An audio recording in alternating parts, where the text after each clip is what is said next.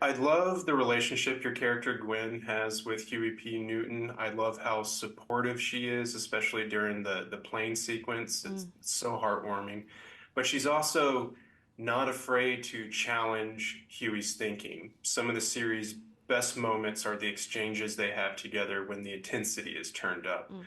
How has Gwen challenged your thinking? What aspects of her in the corners that she's backed into have you found the most, tremendous value in? Yeah.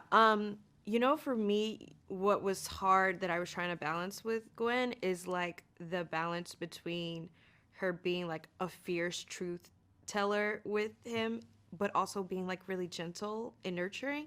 And I think for myself, I battle with that. And I feel like she kind of did it effortlessly. You know what I mean? I think it's being a Right. mother and just being who she was.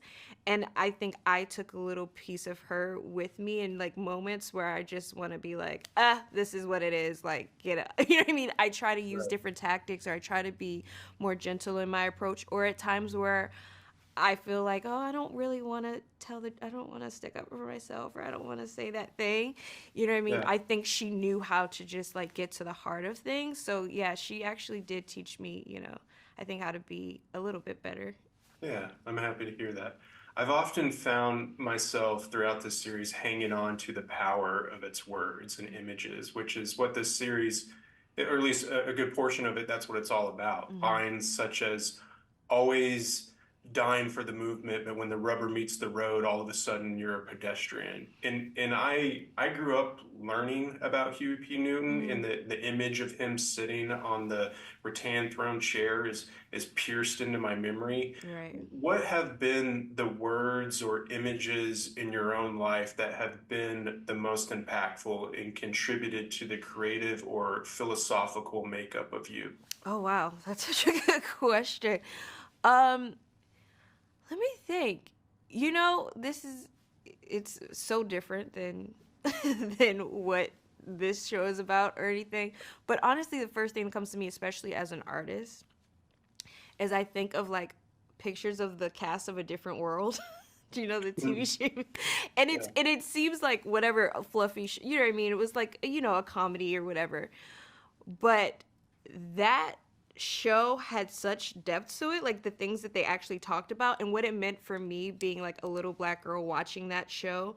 Um, the impact they had on me as an artist is like insane about like how art can like teach you things. Like they taught me about apartheid, they taught me about HIV status, like, and they taught me about HBCUs. Like it was a real symbol for me in my life that like I can't really overstate like how powerful it became for me. So very different than like watching the Panthers, but it sticks All with right. me. I'd love to start by asking about both of y'all's relationship with poetry, either written or visual, because I love how many scenes have moments of intensity or drama that run in parallel with each other, such Mhm. as two characters having similar phone calls side by side, or a character watching a film in a movie theater, and the Mhm. actions of what's unfolding on screen more or less mirrors what's happening in another location in the story's reality.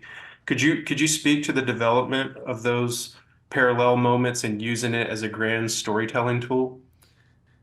Yeah, I mean, I don't remember if the phone call one was, but definitely the other one, the movie theater one, was scripted that way. In terms of like poetry, I honestly don't have that much of a background. I did try to write a spoken word piece for my wedding vows. I thought it went okay. I do like to hear it, but I'm not great at it.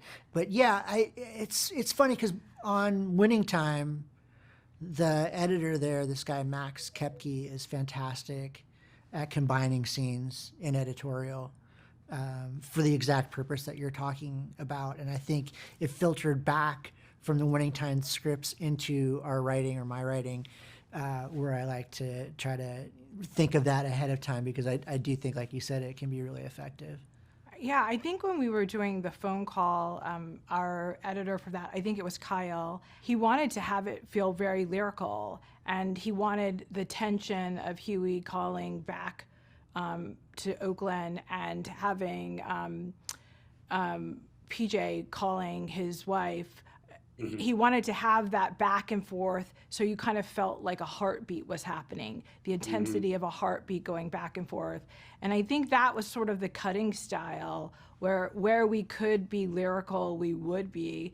I think on the page we just had it intercut, but we didn't know how long each scene would be, or where we would be sitting the camera for a long period of time in this, or we would cut to this.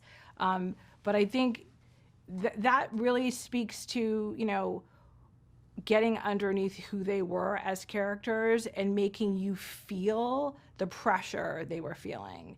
And it's interesting that you say that. Like, if I left here and I told the editors, they actually talked about the cutting style going back and they were comparing it to poems, like, they would all be honored, because that was intentional. And that was intentional from the directors as well. And that first kind of feeling was set by Don Cheadle, who did 1 and 2, and then, you know, that baton was passed off to Damon Thomas and then to Tiffany Johnson, and they all kind of brought that feeling.